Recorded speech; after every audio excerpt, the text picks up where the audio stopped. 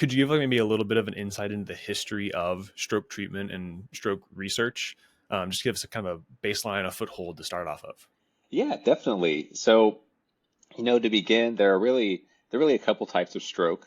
Um, One type of stroke is called a hemorrhagic stroke, and that's where there's just a massive blood loss in one area of the brain, usually from like a big trauma, like hitting your head or something. Um, and that big, massive blood loss means one area of your brain doesn't receive the nutrients it needs. So that area of the brain begins to die, pretty much. Your blood carries nutrients all over your body, and so when an area doesn't receive those nutrients, it really doesn't like it. And a stroke is that happening in the brain. That accounts for, around 20% of strokes. The other more common type of stroke, which is really what our treatment targets, is called ischemic stroke. And so that's where you have a blood clot in an area of your brain. So instead of losing a lot of blood, blood is just kind of blocked. Blood flow is blocked to one area of the brain, causing that same tissue death. And so that's around 80% of strokes. So that's where the majority of treatment kind of targets. And so, to go down a little further, when you have a stroke, there are a few phases of stroke recovery. The immediate phase is called the acute phase, and that's where kind of all of that tissue death is happening.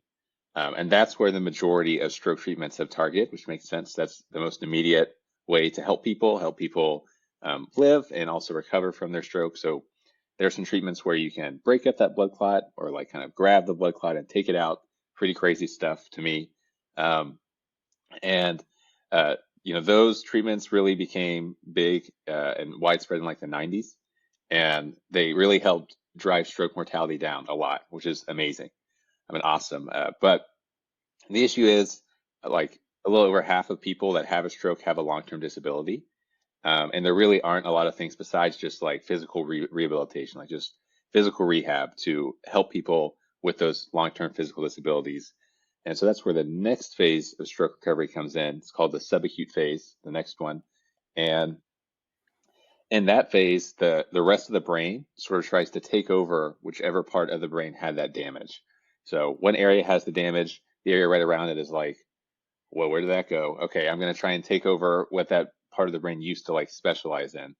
So you see like a big wave in what's called neuroplasticity, which is where all the cells around there trying to sort of remake their connections to kind of take over that function.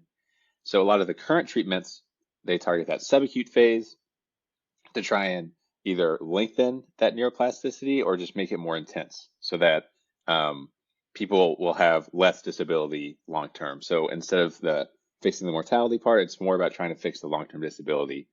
And that's where our material and a lot of the current newer treatments come in.